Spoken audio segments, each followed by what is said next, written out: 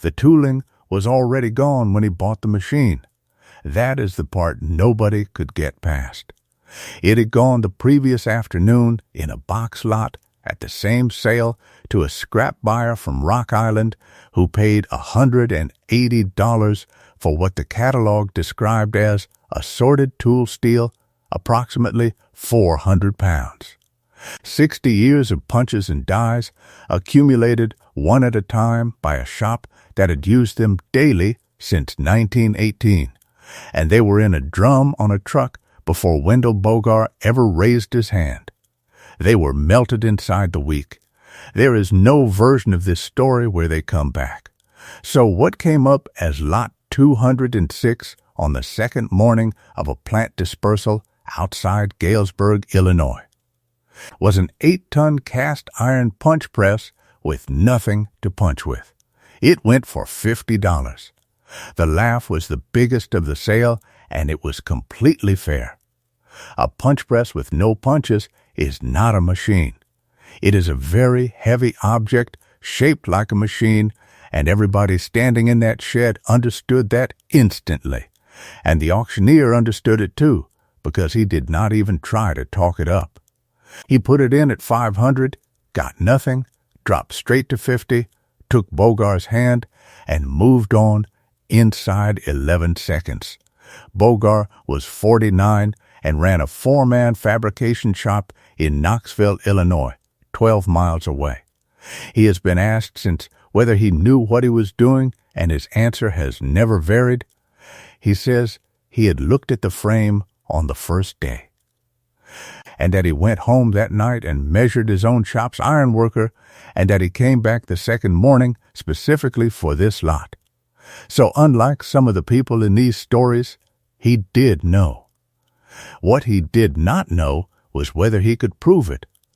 Here is the thing about a punch press that almost nobody outside the trade thinks about, because the punch is the part with the name on it.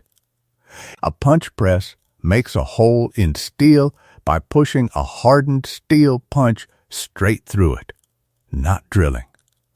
Pushing, the punch enters the plate, the material fractures around it, and a slug drops out the bottom, and the whole event takes about 1/5 of a second and requires a colossal amount of force.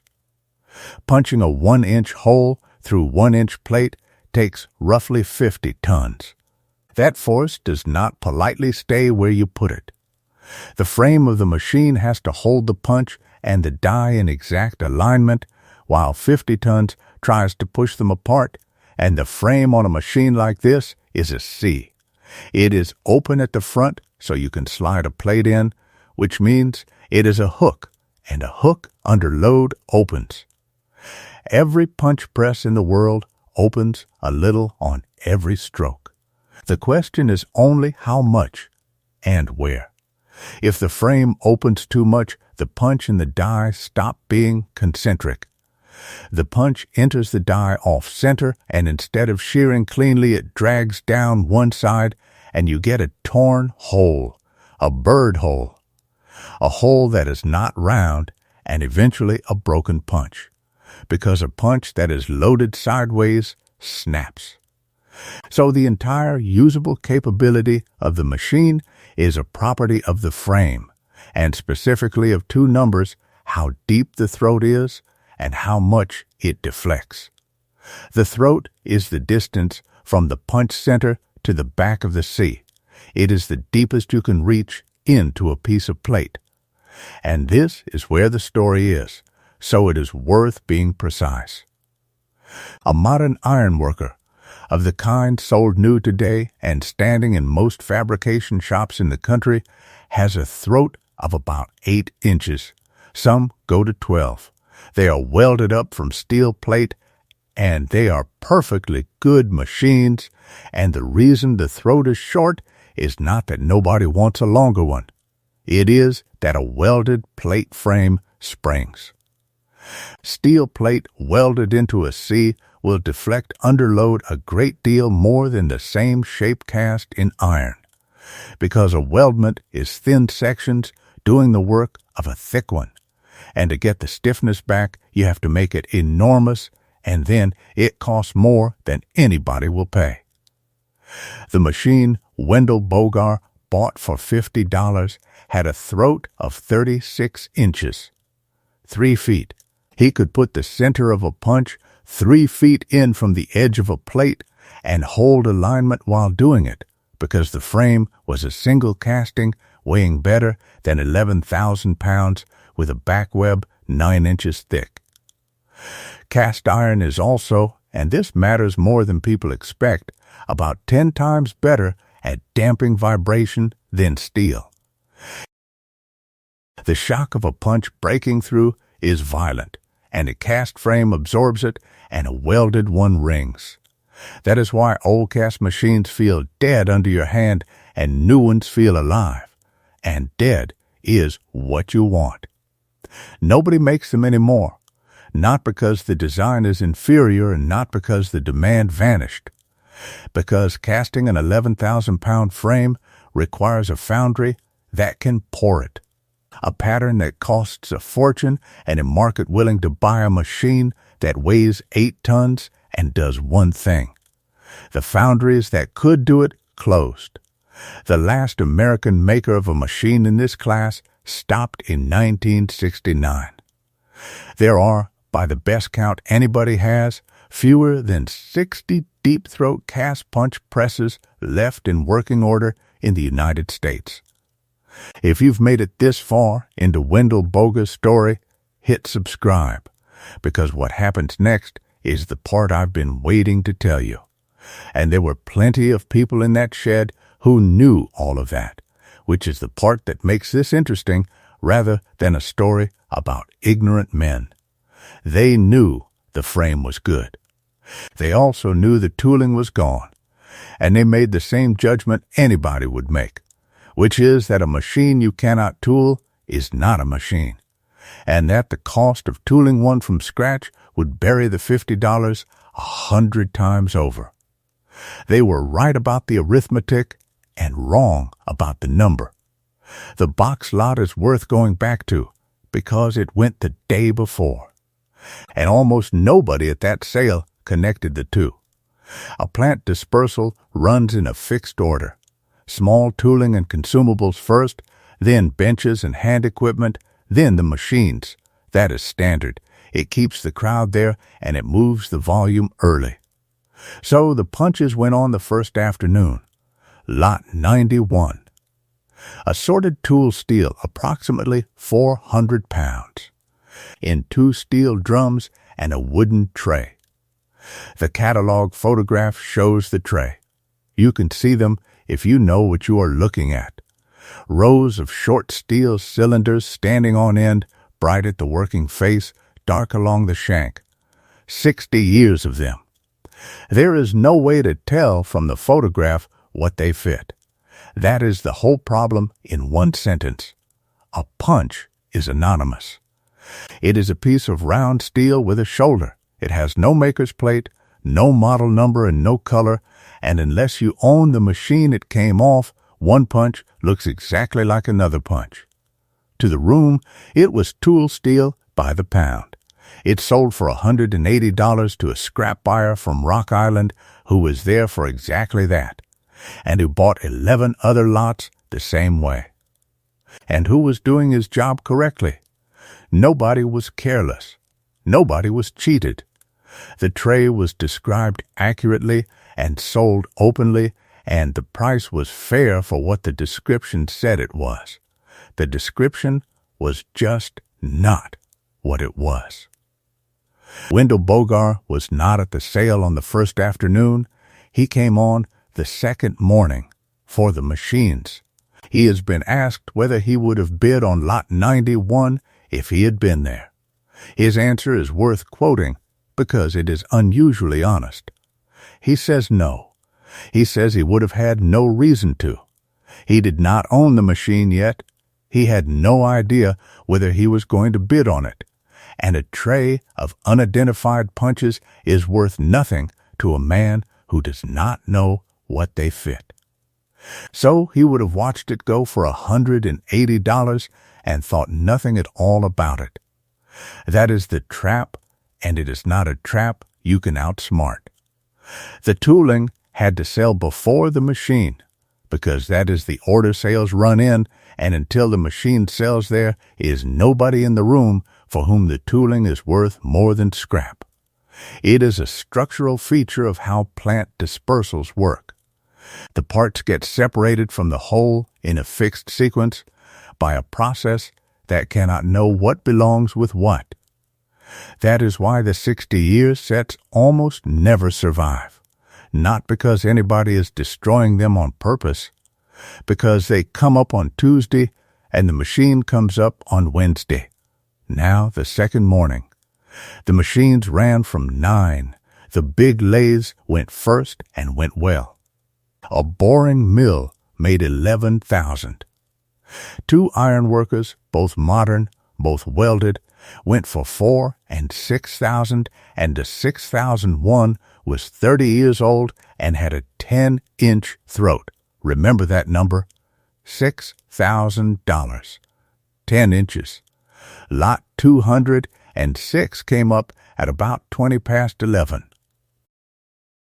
The auctioneer read the description, which was accurate and which included the phrase "no tooling," and then he did something that tells you he knew the trade. He did not open at 500 and work down slowly the way you do with a lot you think will sell. He said 500 once, looked around the shed, and said 50. Somebody near the front laughed before Bogar's hand was up. It is a specific laugh, and anybody who goes to these sales knows it. It is not cruelty. It is a room full of people who have all just done the same sum in their heads and got the same answer, watching one man get a different one and being certain that they are right and he is wrong. They had every reason to be certain. The machine had no tooling. The tooling had been melted. New tooling was $16,000 by every price list any of them had ever seen. And a working modern ironworker with a 10-inch throat had sold in the same shed 40 minutes earlier for $6,000. Why would anybody pay anything for a punch press that cannot punch, when a machine that can punch just sold for $6,000? That is the question, and it is a good one, and the answer is a number nobody in that shed said out loud. 10 inches against 36. Boger spent 8 weeks finding out what a punch actually cost to have made. Here is what he expected, because it is what everybody in that shed expected. A punch and its matching die are precision items in hardened tool steel held to a few thousandths. And a set for a machine of that size might be $400. And he needed something like 40 sizes to be useful, and 40 sizes at $400 is $16,000 against a $50 machine. Here is what he found. A punch for a machine like that is a cylinder of tool steel with a shoulder on one end and a working face on the other. It is turned on a lathe, hardened in a furnace, and ground. It has no moving parts, no threads, no complex geometry, and no tolerance that a competent jobbing tool shop finds difficult. The whole operation is about 90 minutes of a machinist's time and perhaps $11 of material. The reason a new punch from a manufacturer costs $400 is not that it is hard to make. It is that it comes from a catalogue, in a box, with a part number, from a company with a sales department. He got a quote from a tool and die shop in Peoria for $88 a punch in lots of 10, including the matching die, made to his drawing, in whatever shank diameter he specified. The tooling everybody in that shed had valued at $16,000 cost him $3,500, and he did not even need 40 sizes to start. He ordered 9. That is the reversal, and it is worth saying plainly what happened, because it is not that he outsmarted anybody. The tooling was the part everyone could see. It was countable, it had been photographed in the catalog, and it had visibly gone to a scrap buyer for $180, which felt like a loss because it was a loss. 60 years of accumulated punches did go in a drum and did get melted, and that is genuinely a waste. But it was the replaceable half. The frame was the part nobody was pricing, because a frame is not an item. It does not appear in a catalog. It has no part number and no photograph, and when you look at a punch press, what you see is a big painted casting.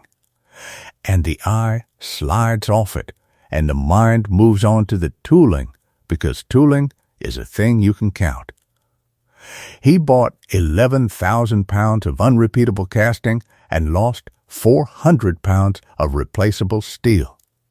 And 40 people in a shed watched that trade happen and read it exactly backwards. Now, what a 36-inch throat actually gets you, because this is where the money is. Almost all fabrication is done near the edge of the plate.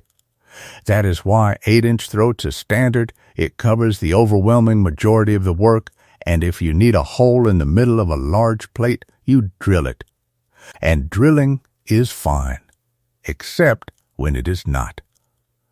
Drilling a hole in structural steel leaves a different hole than punching. A drilled hole is cut, which means the grain of the metal is severed at the edge. A punched hole is formed, which work hardens and compresses the material around it, and in certain kinds of restoration work on riveted iron structures, the specification requires punched holes, because that is what the original had, and matched behavior is the whole point. There is also speed. A punch takes 1/5 of a second.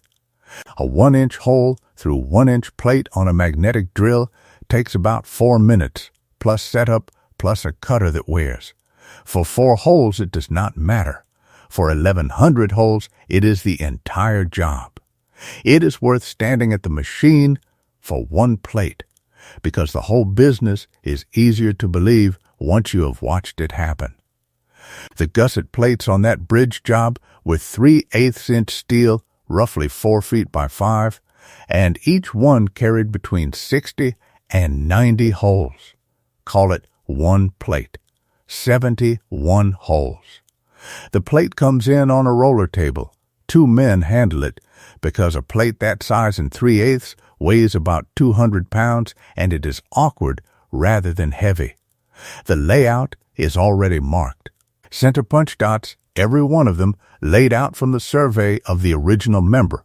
Then it goes into the throat. That is the moment the 36 inches matters, and it is completely undramatic to watch. The plate slides in. It keeps sliding. The back edge of it goes past the frame and out the other side, and the operator lines up a mark that is 2 feet in from any edge. And nothing about the machine complains. On a 10-inch machine, that plate does not go in at all.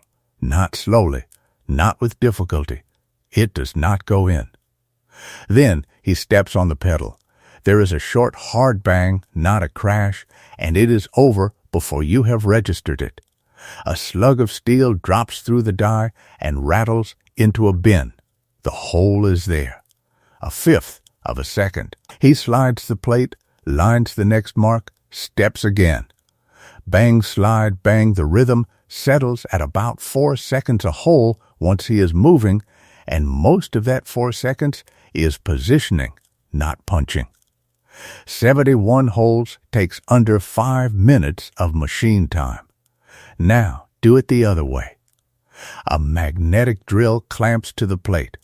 You start a 1-inch cutter with fluid, and it takes about 4 minutes to go through 3/8 if you are not abusing it, plus a minute either side to set the magnet and break the slug free. 6 minutes a hole, being generous. 71 holes is better than 7 hours, and there are 41 plates on that bridge. 5 minutes against 7 hours times 41. That is the job. That is the entire commercial argument, and it does not require anybody to care about heritage specifications at all. But the specification is the reason nobody else could bid, so it is worth one paragraph. When a punch goes through, it does not cut. It pushes the material until it fractures, and the metal around the hole is compressed and work hardened as it goes. And the hole ends up very slightly tapered with a small burr on the exit side. A drilled hole has none of that. It is cut square with a severed grain at the edge. On a riveted structure, that difference is not cosmetic. A hot rivet driven into a punched hole seats against compressed material that behaves one way under a century of load cycles. Driven into a drilled hole, it behaves another. The engineer on that job was not being sentimental. She had a 120-year-old structure with known behavior, and she wanted the new material to do what the old material does. And the only way to get that is to make the holes the same way they were made in 1904, which requires a machine that almost nobody has. There is a coda to the plate. The slugs go in a bin. 71 per plate, 41 plates, just under 3,000 steel discs an inch across, and they are perfectly good steel and completely useless, and they go for scrap by the barrel. Bogar keeps one from every job in a jar on the office shelf. There are now 40-some in it. He was asked once what that was about, and he said it was not sentiment. It was a reminder. And then he explained it in a way that is the neatest summary of this whole story anybody has managed. He said, every one of those came out of a hole, and the hole is the thing people pay for, and the hole is the part that is not there. Bogar's first large job came in the second year, and it came from a bridge. A county in western Illinois was restoring a riveted pony truss built in 1904, and the specification written by a preservation engineer required punched holes in the replacement gusset plates, and the gussets were large, and a significant number of the holes were more than 20 inches from any edge. Nobody within 400 miles could do it. Every shop that quoted proposed drilling and asking the engineer for a variance, and the engineer had already refused 2 of those. He quoted the job at $96,000 over 14 months and got it, and it remains the largest single contract that shop has taken. And then, because this is how it goes, the specification became known. There are a great many riveted iron bridges in the Midwest, and a growing amount of money attached to keeping them standing, and preservation engineers talk to each other, and by the 5th year better than half the shop's revenue came from restoration work that required a machine almost nobody has. Last year it was $410,000. There is one more thing, and it is the reason this story gets told at all in that part of Illinois. The scrap buyer from Rock Island, who bought the tooling for $180 and melted it and made perhaps $40 on the transaction, runs a yard that does a fair amount of structural fabrication as a sideline. They have sent Bogar work every year since 2019. Deep throat punching they cannot do themselves. On plate they have already cut. For customers they cannot afford to turn away. He has never mentioned the drum, and by every account they have no idea, and there is no reason they should. It was an ordinary box lot of assorted tool steel, and they bought it correctly and they melted it correctly, and nothing about that decision was wrong. It just was not the machine. There is a wider point underneath all of this, and it is the reason the 60 remaining machines matter to more people than the 60 shops that owned them. A capability does not usually disappear, because somebody decides to stop offering it, and it very rarely disappears because the demand for it goes away. It disappears because the last few objects that could perform it are dispersed one at a time, at sales exactly like this one, over a period long enough that nobody notices it happening. The tooling goes in a box lot on the Tuesday, and the frame goes on the Wednesday, and each of those transactions is entirely rational for the person making it. And the aggregate of 40 years of entirely rational transactions is that a thing which used to be ordinary becomes something only 60 shops in a country of 300 million can do.